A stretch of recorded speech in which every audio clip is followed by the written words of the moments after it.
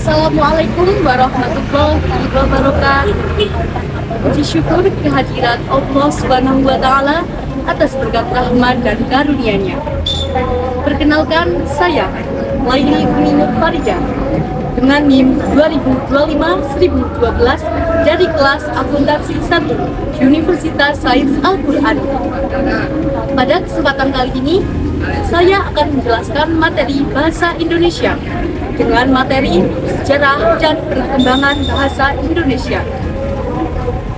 Penjelasan materi ini guna memenuhi tugas bahasa Indonesia yang diampu oleh dosen Bapak Soekarno, Magister Pendidikan. Dari sudut pandang linguistik, bahasa Indonesia merupakan salah satu dari banyaknya ragam bahasa Melayu. Ragam bahasa yang digunakan sebagai dasar dari bahasa Indonesia merupakan bahasa Melayu Riau. Pada abad ke-19, bahasa Melayu digunakan sebagai bahasa penghubung antar etnis dan suku-suku di Kepulauan Nusantara.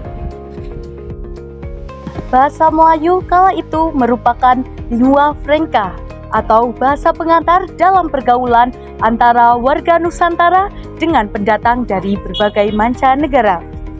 Hal ini menjadikan salah satu alasan mengapa bahasa Melayu ditetapkan sebagai dasar dari bahasa Indonesia. Bahasa Melayu sebagai lingua franca dapat dibuktikan dengan berbagai temuan dari prasasti-prasasti dan dokumen-dokumen.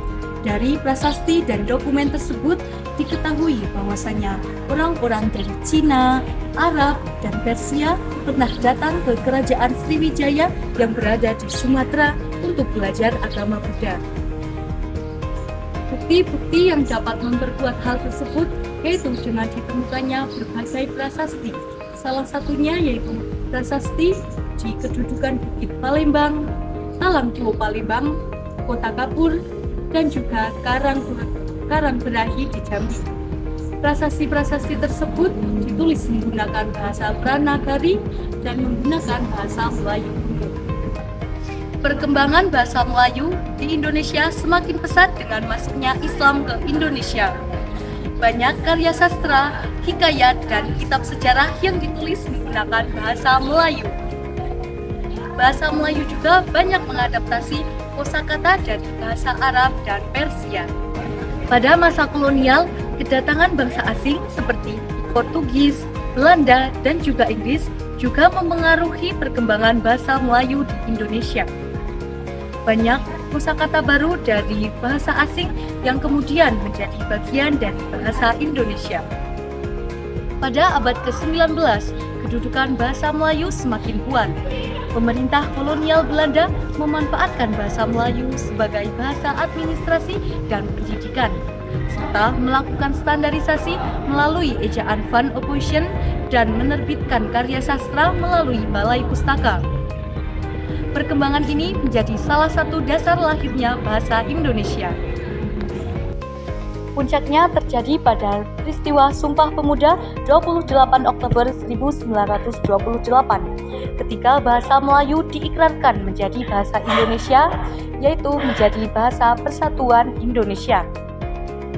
Setelah kemerdekaan Indonesia, bahasa Indonesia resmi diakui sebagai bahasa negara pada 18 Agustus 1945 serta terus mengalami perkembangan berkat peran dari para sastrawan dan para tokoh negara. Bahasa Indonesia tidak hanya berfungsi sebagai alat komunikasi, tetapi juga berfungsi sebagai pemersatu dan identitas bangsa Indonesia yang memperkuat persatuan bangsa Indonesia di tengah keberagaman. Demikian penjelasan materi mengenai sejarah dan perkembangan bahasa Indonesia. Semoga apa yang saya paparkan dapat memberikan manfaat dan wawasan terutama untuk kita mahasiswa Universitas Sains Al-Quran di Wonosobo. Akhir kata, saya ingin mengucapkan banyak terima kasih dan permintaan maaf yang sebesar-besarnya. Sekian dari saya. Wassalamualaikum warahmatullahi wabarakatuh.